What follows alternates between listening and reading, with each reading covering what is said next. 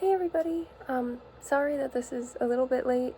I tried to film a Doctor Who finale reaction, or not reaction, but just my thoughts on the recent show, right after I watched the finale, and it was just too fresh in my memory.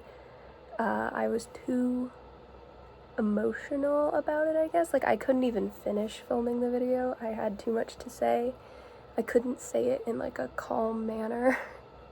Thankfully, I had some friends that let me talk to them about it, so that made it a little bit better, but I think it's been enough time now that I can talk about my thoughts.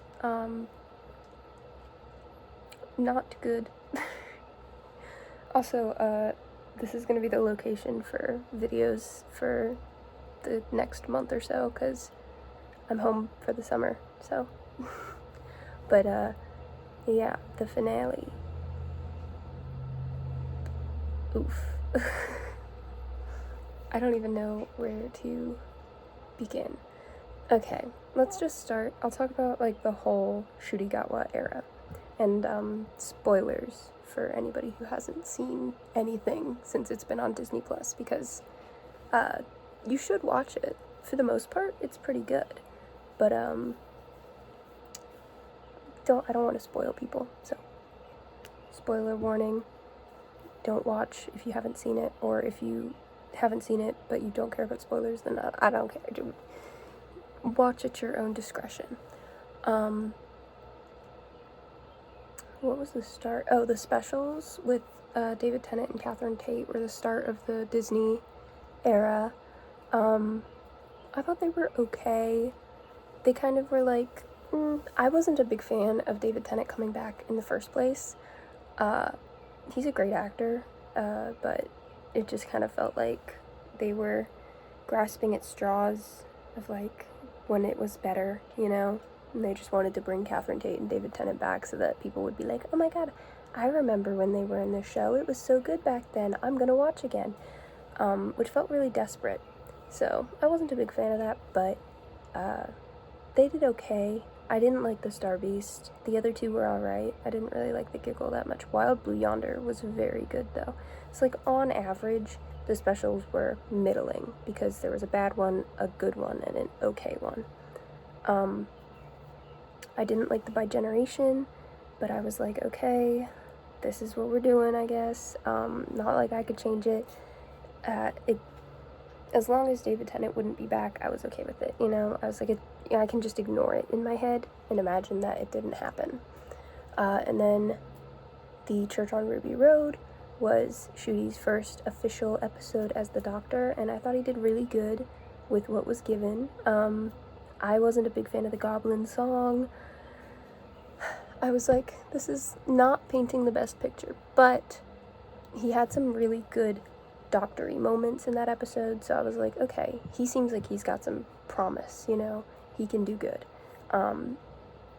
It just wasn't the best story, but also it's a Christmas special, and they're always kind of goofy, so I'm willing to look past it, I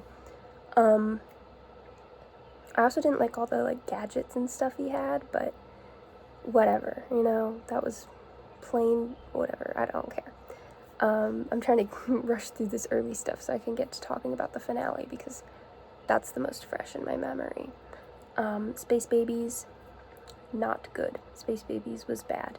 And if we're going a little bit out of order here, I am somebody who does not mind seeing leaks. I will actively go on to Reddit and stuff and look at leaks, because I think it's entertaining. So when people were talking about Poppy coming back and everything for the season 2 finale, I was like, God, no. Do not make Space Babies important, in the lore. And we'll get there eventually, but we've narrowly avoided Space Babies becoming lore important media. So if I was telling somebody to watch this era of Doctor Who, I would say skip Space Babies for sure. It's not good, and that's pretty much, yeah, it's just not good. There's really nothing redeeming about it. There's nothing that makes me go, oh, I want to rewatch that episode. Then you get to Boom, Boom is one that I do want to rewatch. Boom is great. Boom is like hope restored for this era, because it was kind of meh and bad so far for the first 2 stories with Shooty. Now, good episode. What? Oh my god. I keep looking at the cars driving by. Where was I? Oh my god, yes. No. Boom, amazing. Watch Boom. Stephen Moffat. Moffat? I don't know how you say it. British people are weird. I don't even think he's British. I think he's like... I don't even know. My hair is doing all sorts of crazy things. Whatever. Boom was really good. And Moffat, I'm probably saying it wrong, is really good as a guest writer for like single episodes here and there. As a whole era, like showrunner, he's okay. I mean, Capaldi's my favorite modern Doctor, so obviously he has to be okay, but he has the same kind of problem as RTD with finales, but you know, it's fine. Boom, masterpiece. Like, beautiful. Character study, amazing. The, like, cold open where, like, you see Mundy Flynn, and it's like, that felt like watching back, like, Empty Child, or, like, you know, some of his, like, classic episodes, Blink, Empty Child, you know, the other ones that he guest wrote that I can't think of right now. Amazing. Then 73 Yards, I think, is next. Also amazing. 73 Yards, I remember watching it and being like, whoa, afterwards, because it was great. I think that's, yeah. I'm trying to remember the order. I don't know. So we're 2 in a row for good episodes. You know, I was feeling optimistic here. Then you get Dot and Bubble. Dot and Bubble, there were leaks about. People were, like, talking about it being you know, phone bad boomer episode. So low expectations going into it. Knocked my socks off. Dot and Bubble's another great one. 73 Yards and Dot and Bubble are both ones that you need to go into with no prior knowledge. Like, if you don't know anything about these episodes and you're watching this having not seen them, I'm not going to talk about what happens in Dot and Bubble, just besides the thing that people thought it was going to be Boomer's phone bad thing. Watch Dot and Bubble, watch 73 Yards. They are so good. So we're like 3 in a row. Oh my god. I forgot about the Devil's Cord. I knew 73 Yards wasn't next. Devil's Cord was fun. I'm not a big Beatles fan, so like, that was okay. You know, I didn't really care much for that, like, being a plot point, but I didn't, like, hate it. Jinx Monsoon did great. Other than that, it was a little rushed. Like, it was definitely of this, like, streak of good episodes. Like, if you take Space Babies away and take the whole first part of the season, Devil's Cord is the weakest, but it's not bad by any means. It's just not as good as the others. Anyway, and it's kind of forgettable, obviously, because I forgot it. Rogue, another really good one. It's supposed to be kind of Bridgerton themed, but I've never seen Bridgerton, so I know, like, what it is, but I was like, okay, cool. Jonathan Groff was there, awesome. And it did have, like, good story beats, good elements, good pacing. It was similar to Boom in that respect, where, like, I watched it and I was like, this is very, I don't want to say classic, because it's not classic Doctor Who, it's new Doctor Who, but, like, it's very early 2000s Doctor Who, and that's, like, the peak of modern Doctor Who, you know? So, great episode, another that I would totally rewatch. So we're, like, in a good streak here. Devil's Cord, iffy, but, yeah, I would, if I was just, like, sitting down putting on the season, I would just skip Space Babies and be fine to watch the rest of these all the way through in order. Then after Rogue, I think it's the finale. So Legend of Ruby Sunday, Empire of Death. This is where you kind of lose me. You had such a good run, and then 2-part finale, not RTD's special. They have been, like, teasing this Susan character the whole season, that she's, like, everywhere. And, like, the actress that played her, was named Susan Twist. So everybody was like, oh my god, it's a Susan Twist. Like, haha. There's always a twist at the end is the song in Devil's Chord, which was I like that song. That one was pretty good. And then it's like actually not Susan, it's Sutek, which was like, makes me mad because I wanted Susan to come back so badly. And they like teased it so hard, and then it was Sutek, which Sutek's really cool too, original voice actor and everything. Why is he a giant CGI dog? What are you doing? You have Disney budget. You don't need to make everything giant CGI stuff. Use Disney budget for like good practical effects. I don't care if you have really good practical effects on one thing and then the rest of the season looks garbage. Because that's what Doctor Who was for so long, was like making the best of the money they had. So I think you could still do it on a low budget. They proved they could still do it on a low budget back in the classic era. Don't spend your budget on giant CGI monsters. Nobody likes the look of giant CGI monsters, especially when it was like a person before. Like if you watched Pyramids of Mars, he was a guy and he was intimidating and he was cool looking, he had an awesome design. And then you bring him back as a giant CGI dog. Why is he a giant CGI dog? You could have made him a very cool, intimidating looking guy.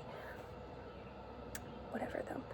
Mel is back. I don't remember if she came back before the finale or if she comes back in the finale, but either way, Mel was an companion in the classic era, but it was like, okay, nice to have her back, but you feel like you're kind of fan servicing a little, like it's like Power of the Doctor all over again, which I'll fall for a little bit of fan service, you know, but I don't know if this is correct.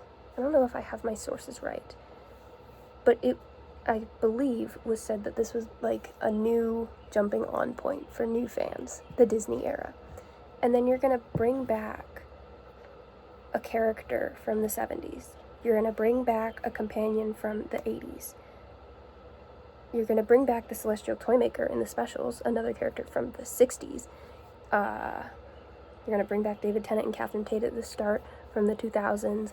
Like, if you want this to be a new point for new fans, you can put in a little sprinkling of fan service here and there, you know, Alpha Centauri and the Empress of Mars kind of thing. But this is too much. If I was somebody who didn't know anything about Doctor Who and I was watching this, I'd be like, what is happening right now? Who is Sutek? Why is this such a big deal? Who is Susan that they're talking about? The Doctor's granddaughter, Susan. Who is that? You know? Like, Unit even coming back, it's not good for a new fan, I wouldn't think. I don't know, because I'm not a new fan, but I would not think, you know, highly of this show. If I watched it, I'd be like, oh, there's like a lot of stuff I have to watch before seeing this. And the finale felt fast, like rushed, lazy. So generally, Legend of Ruby Sunday, Empire of Death, bad. The whole like dragging the dog Sutek through the time vortex on a leash is stupid. It was dumb. And I think that was a pretty popular opinion at the time. Like, I'm pretty sure I saw people being like, what was this? I did see some people saying they liked it. I didn't. And I was mad because it was such a good season before that. But I was like, okay, it's just the finale. Like, you know, next season will be good. Next season will be alright. Joy to the World, Christmas special. Watched it on Christmas, you know, had fun. It's not like the best Christmas special. It's kind of middling, I think. Maybe middling to low. But Christmas specials generally are just fun. Especially when they're not, like, the Doctor's first appearance. That's why, like, Church on Ruby Road was kind of a little more harshly judged by me. It's like, that's Trudy's first whole episode, but Joy to the World, he's been there for a bit. It was a fun little story, even if it had some, like, questionable plots and stuff. It was okay. Season 2 starts with Robot Revolution. I really liked it. I thought it was fun. I've seen some people grade this as, like, one of the lowest stories in the season. I could see that.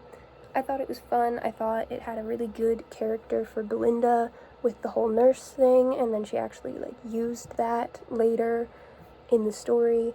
The doctor, like, having a kind of later introduction to the story was, like, I don't know, I thought it was good, interesting.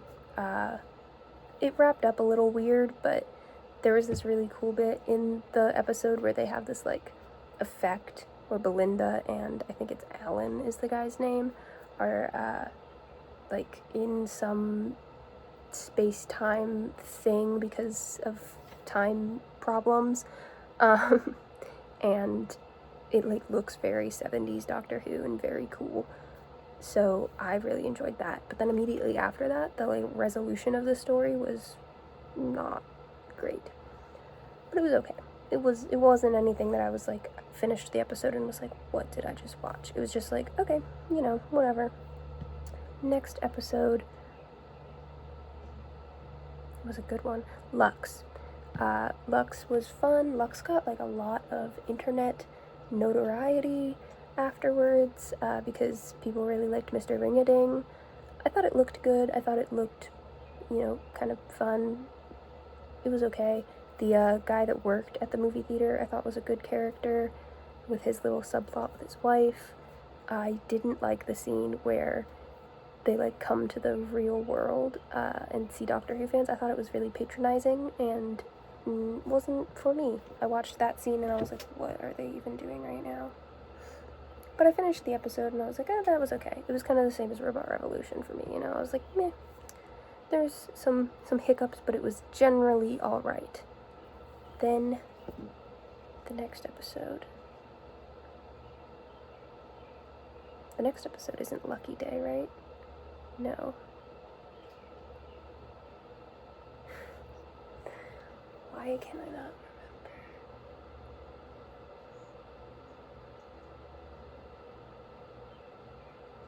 I might have to Google this. That doesn't look better. I have my laptop right here. Pull a Gabby Hanna.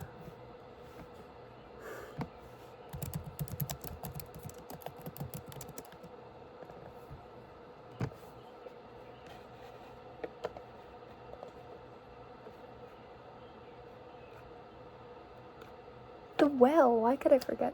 Oh my god. The Well was also, that was really good. I forgot it, I think because I watched it on a bus at like 3 a.m. So, you know, that's fair. I thought it was a good, solid episode. It had good mystery. I watched it on my phone, so I should probably rewatch it, like, on a TV to really get the full experience.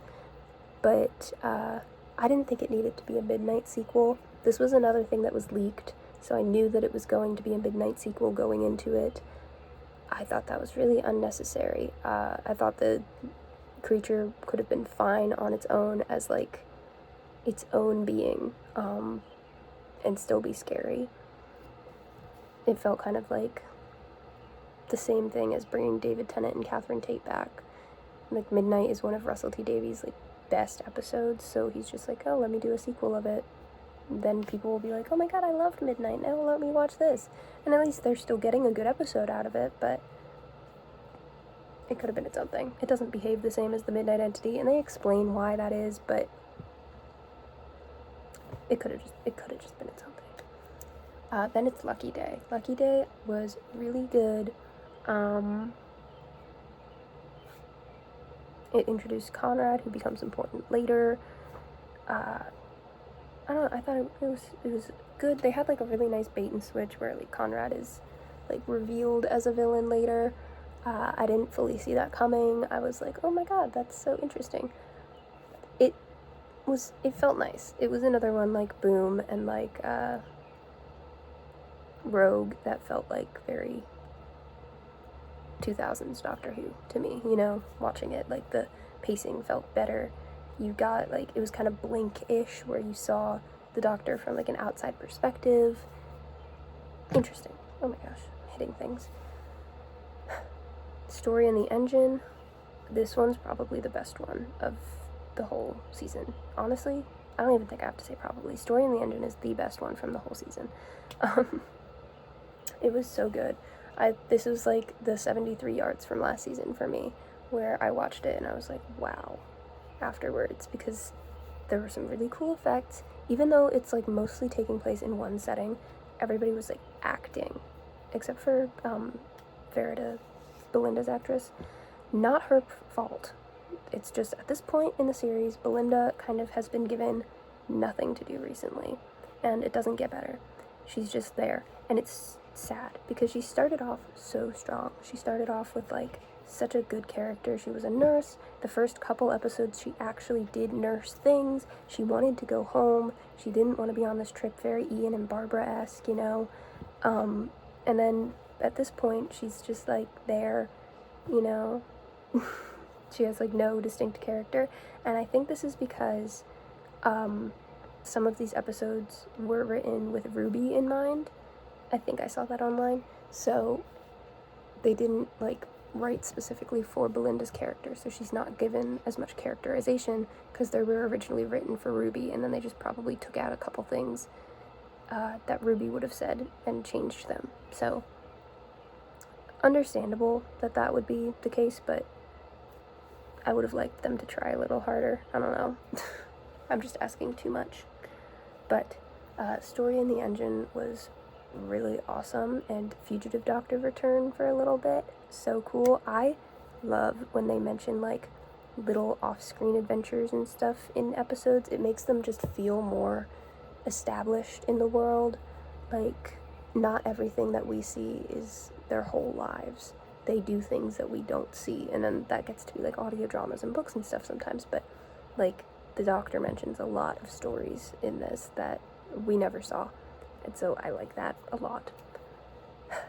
Interstellar Song Contest. This is where we go down. It's the same thing as last season pretty much, except this is 3 episodes at the end instead of 2 episodes at the end. But I did not like Interstellar Song Contest. I thought it was very out of character. I thought it was very bad. I watched it and I was like, what?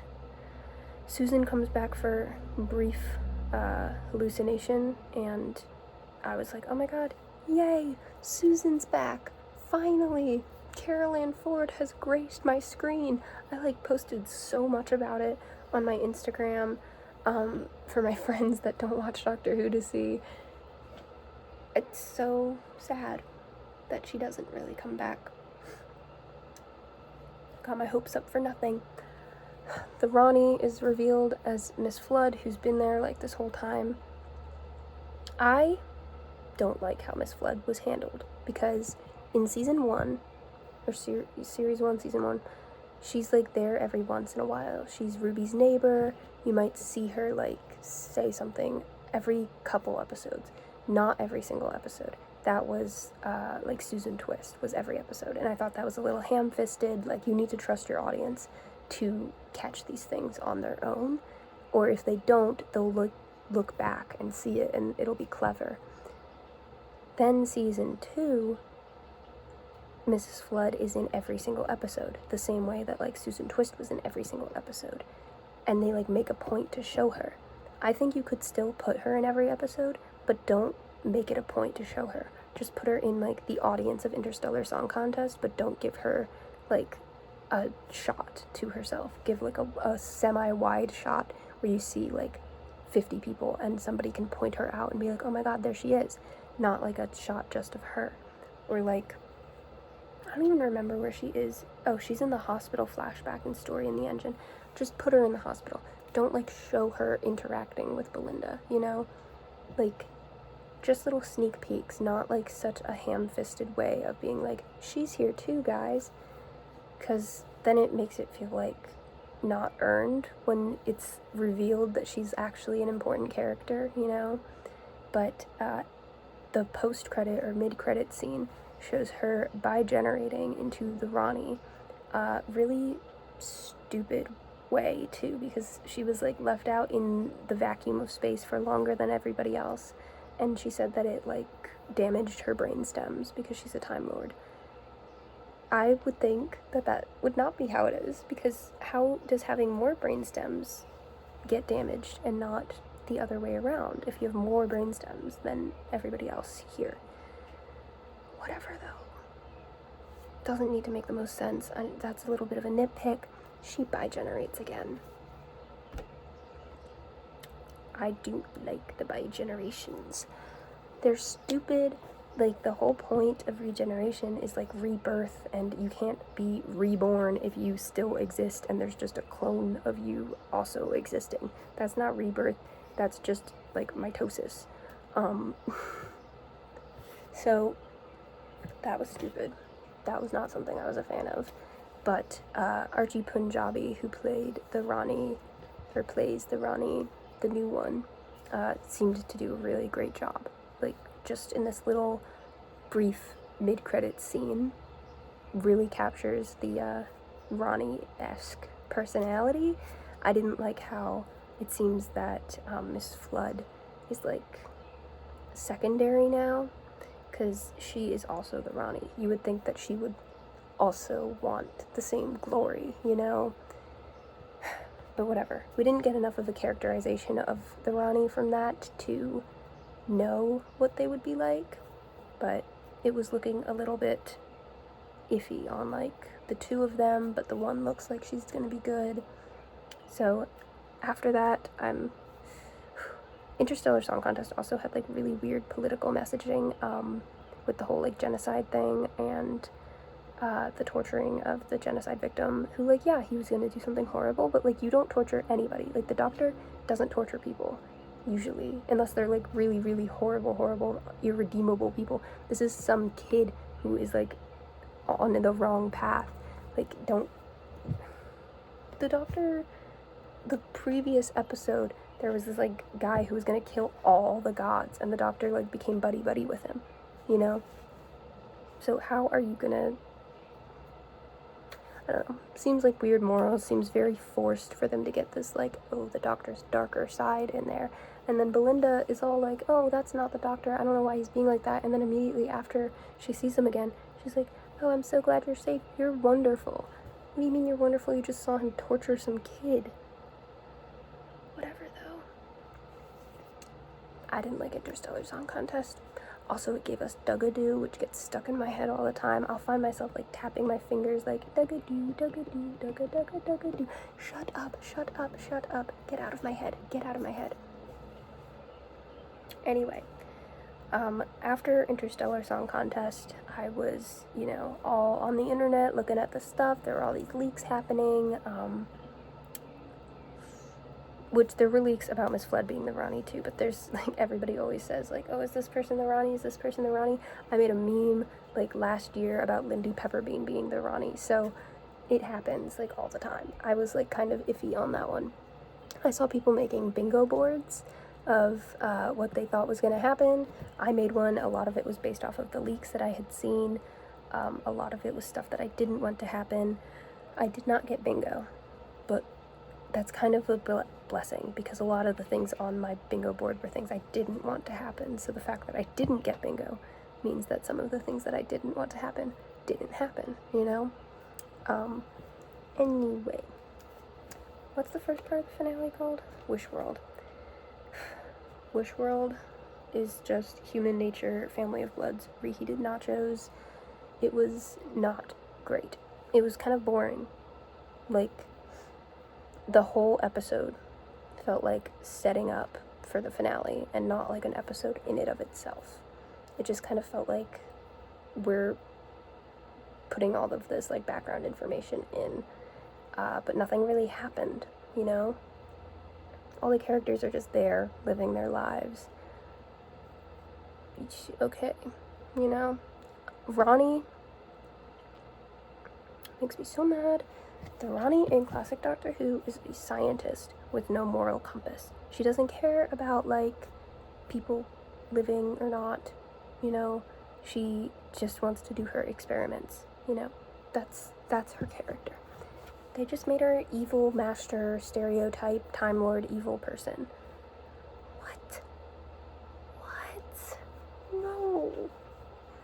They just wanted her name. They don't care about her personality. They just wanted to bring the Ronnie back so that they could say, We brought the Ronnie back. No, you didn't. You brought the Master back, but just called her the Ronnie. Makes me so mad. But the Ronnie wants to bring Omega back, which was like another thing that was leaked, and I was worried because there were all these leaked photos of Omega as this giant like crab monster, and I was like, no, please no, do not make Omega a giant CGI monster like Sutek. Please learn from your mistakes. Don't do that again. Omega, you don't see him in Wish World at all. So after Wish World, I was still like on my hands and knees begging if Russell T Davies could hear me, please, please don't make Omega a giant CGI monster. Please, he is my boy. The Three Doctors. Ugh, Arc of Infinity. Ugh, please don't kill my man. We'll get there. We'll get there. Then Reality World happens. I was still kind of excited for Reality World. I went to the store, I got snacks, I was eating candy, I had cake, I had popcorn, I had chips, I was ready. I was like, we are going into this. Susan was briefly in Wish World, like as another little kind of hallucination-y thing, like on a TV. So I was like, yes, Susan's gonna come back, but real this time. Susan's gonna be back, she's gonna be a main character. Also, Jonathan Groff came back in this awful green screen hell, which was just, you shouldn't have even had him. Like, it was so stupid. That made me laugh so much. But anyway, Reality War happens. I'm trying to think back to my, like, exact live reactions to Reality War. It was a lot of, oh, hell no, this sucks. The show is dead. The death of Doctor Who. It's so over. We're done. I'm not a fan anymore. That was a lot of my live reactions. Because how does it even start? I don't even know. Okay, well, Anita comes back with the hotel from Joy to the World, which Anita was the best part of Joy to the World, so at least she's back. She's pregnant, which is because the actress is pregnant, I think, so whatever, but you're gonna notice a little bit of a theme here.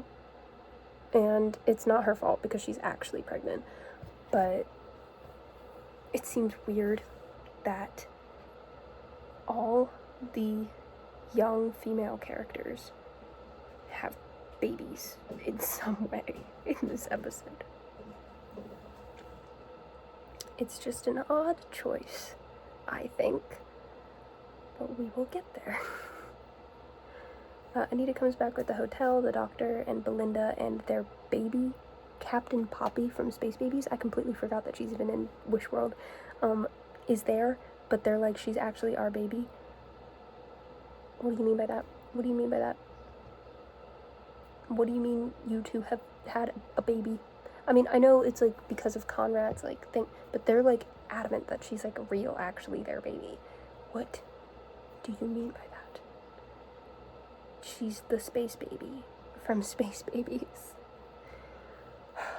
So this is, like, I'm getting worried because people have been saying that Captain Poppy is actually the doctor and, like, the start of the Timeless Child. That's, like, a theory that's out there, and I'm like, please no. Please do not make Space Babies important for the lore. I can't deal with that. I can't deal with, like, having to say, yeah, Space Babies is something, it's essential watching. It's essential viewing. No, I can't do that. So I was like, please, don't do Omega dirty. Don't make Space Babies important. Please. I got one of those things.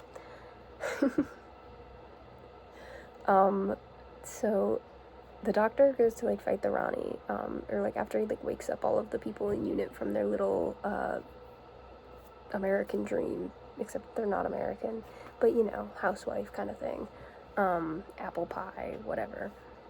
He wakes them all up from that. They're all like, they have this stupid laser fight with the giant bone dinosaurs that looks dumb and wastes time. And, did I mention it looks dumb and wastes time? It was so stupid. But the doctor goes to the Ronnies. He's like, hey, you can't bring Omega back because that would be bad. They're like, we want to make Time Lords again. They're like Trump. They want to make Time Lords great again. And the doctor's like, okay, actually, I kind of do want to make Time Lords great again. So he lets them bring Omega back. And then Omega comes out of this, like, portal.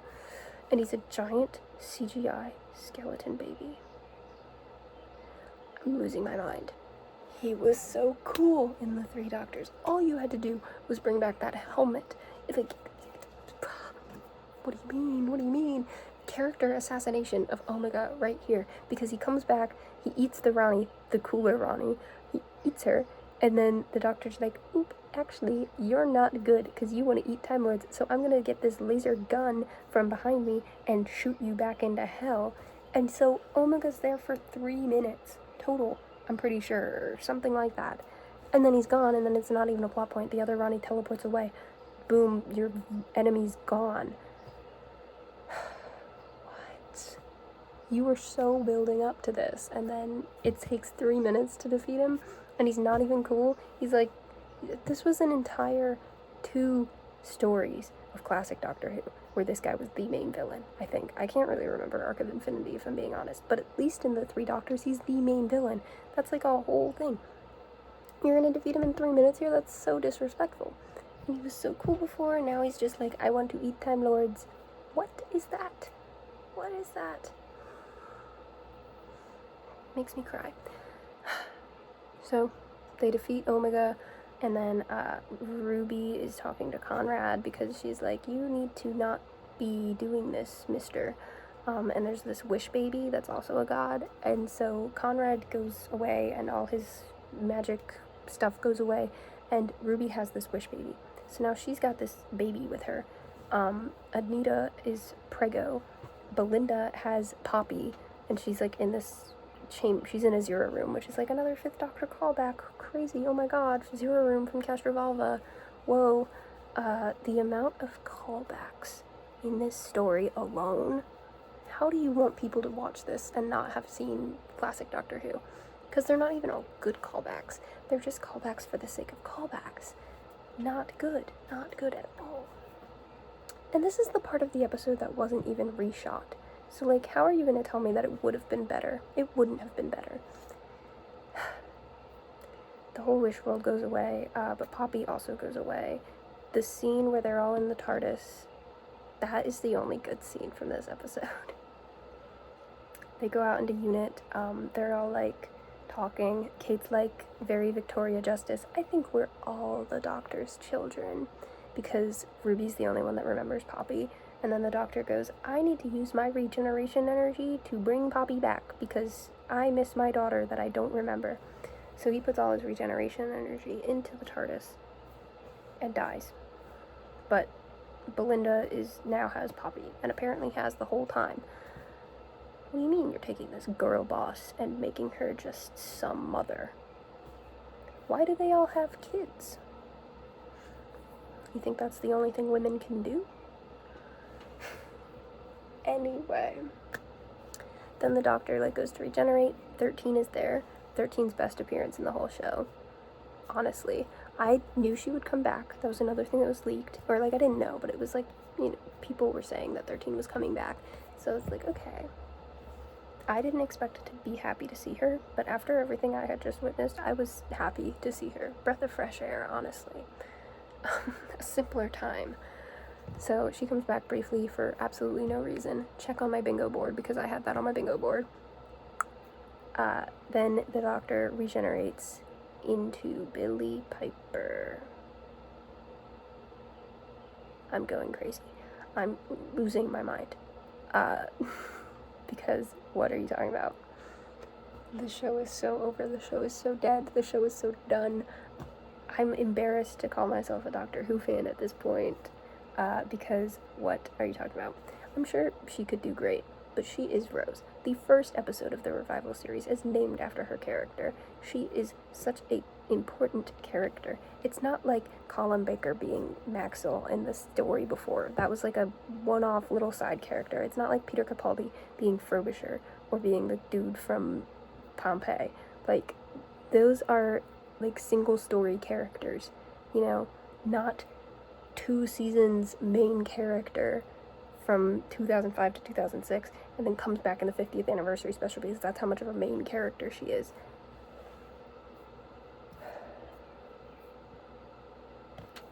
It makes me crazy. Drives me insane.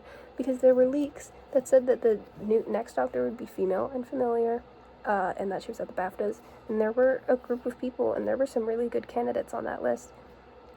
Why did it have to be Billie Piper? And I feel bad for her, all the hate that she's getting about this. She doesn't deserve to get all this hate, but like, well, I don't know if she's, people I would imagine are probably personally sending her hate, and they shouldn't be, but just like general internet feedback has not been positive. She doesn't deserve that, but like, Russell T Davies does. Don't send anybody hate on my behalf. I doubt I would have enough of a fan base that would do that, but don't. It just feels so awful.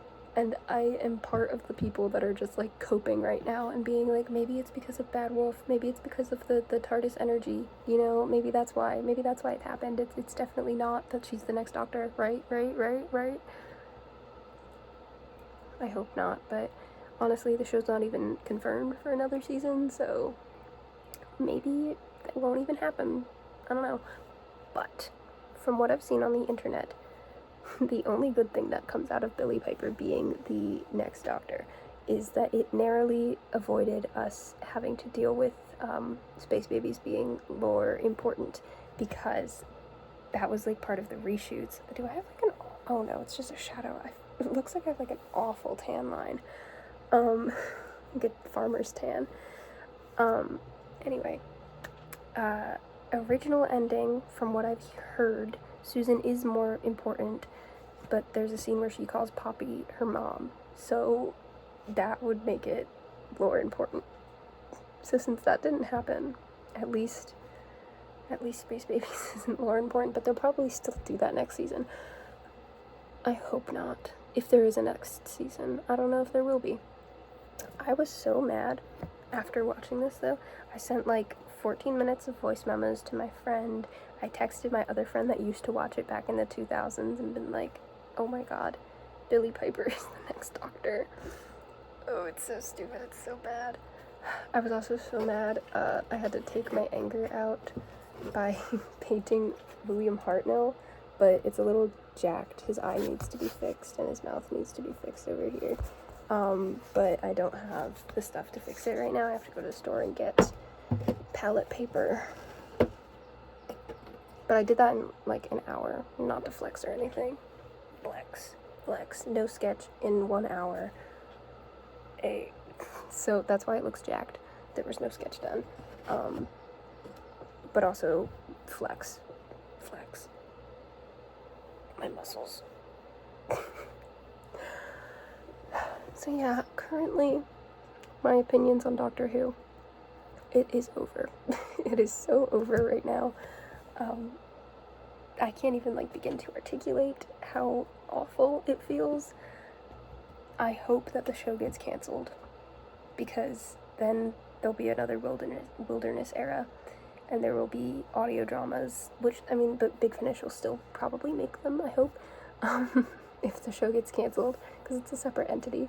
There'll be books, there'll be audio dramas, there'll be the opportunity for a new era of writers to come up and remake the show, because that's what happened in 2005. Like, RTD and Mark Gatiss and Stephen Moffat, like, they did stuff during the wilderness years for the show. They wrote books, they wrote specials, like the Red Nose Day, Curse of Fatal Death special. Like, they did things for the show. A new era of writers will come up if there is another wilderness years. I would hope it's not as long as the other one, but if it has to happen, it has to happen. Please. It's just so dead, and I'm not even excited for the unit spinoff anymore. I was, because I used to, well, I still do love the 70s unit stories, but they did like a trailer for it, and it just looks bad. It just looks like so over the top drama. It feels like Grey's Anatomy feels like to me, but I've never seen Grey's Anatomy, so I don't actually know. But just the way that it looks feels very like Grey's Anatomy dramatization of stuff. And like the design of the 1C creature looks very Shape of Water and very stupid. I don't want there to be like a romance. I just want this unit to be doing 70s unit things. So yeah, that's my thoughts. Sorry to be so negative. There were some really good episodes. Totally go watch Boom, go watch 73 Yards, watch Dot and Bubble, watch Rogue, watch Story in the Engine, watch... what other ones for this season? Oh, watch Story in the Engine, watch Lucky Day, watch The Well. Those are all good episodes. Don't really bother with the other stuff. I mean, you can watch River Revolution and Lux if you want to, but the other stuff is meh. Thank you so much for watching. That is all I have for today, so bye.